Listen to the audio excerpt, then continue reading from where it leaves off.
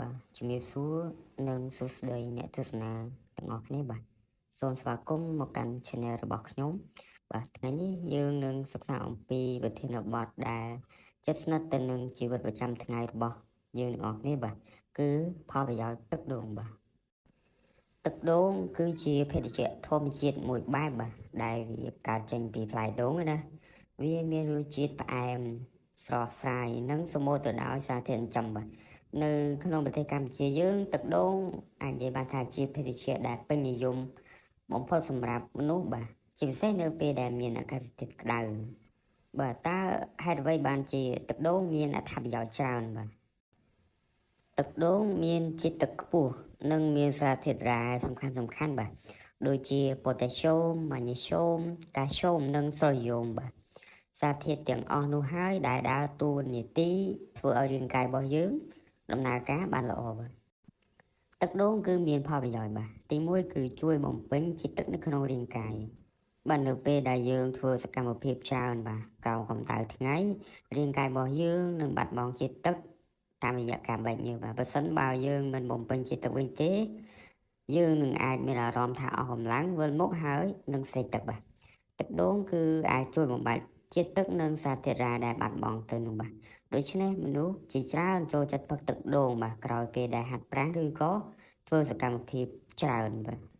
ទី2គឺផ្ដល់សារធាតុរ៉ែសំខាន់បាទទឹកដូងគឺមានសារធាតុប៉ូតាស្យូមច្រើនបាទ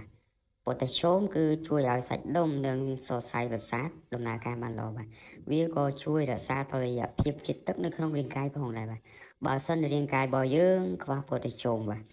អាចមានអាការៈអស់កម្លាំងឬក៏រមួលសាច់ដុំបាទទី3គឺជួយទ្រទ្រង់សុខភាពបេះដូងជាតិប៉ូតាស្យូមនៅក្នុងទឹកដូងបាទគឺអាចជួយរក្សាសម្ពាធឈាមរបស់យើងនឹងគឺឲ្យនៅស្ថិតនៅក្នុងកម្រិតល្អសមស្របមួយសម្រាប់រាងកាយបាទការថែរក្សាសម្ពាធឈាមឲ្យបានល្អបាទគឺជាផ្នែកមួយបាទ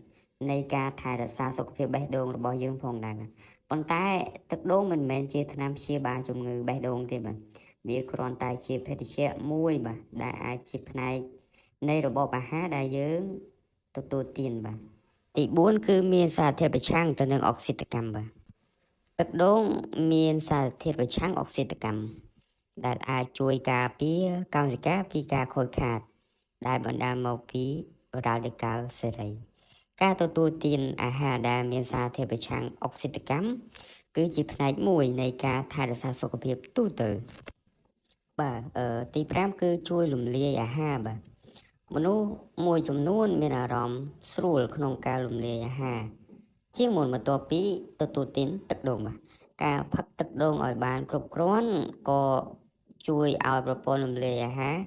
ដំណើរការបានល្អផងដែរបាទទី6គឺមានកាឡូរីទាបបាទបើប្រៀបធៀបទៅនឹងភេសជ្ជៈផ្អែមជាច្រើនប្រភេទបាទទឹកដូងស្រស់គឺមានកាឡូរីទាបតិចជាងគេបាទដូច្នេះវាអាចជាជម្រើសល្អសម្រាប់អ្នកដែលចង់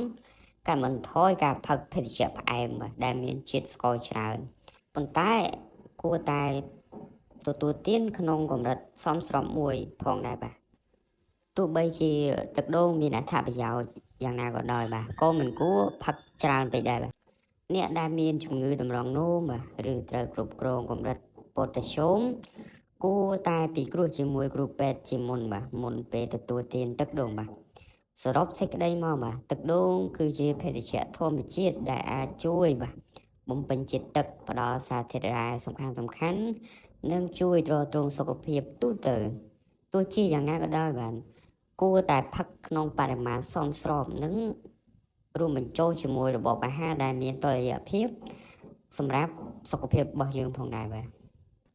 បាទជាចុងក្រោយបើសិនបើអ្នកយល់ថាវីដេអូនេះមានប្រយោជន៍បាទសូមជួយចុច like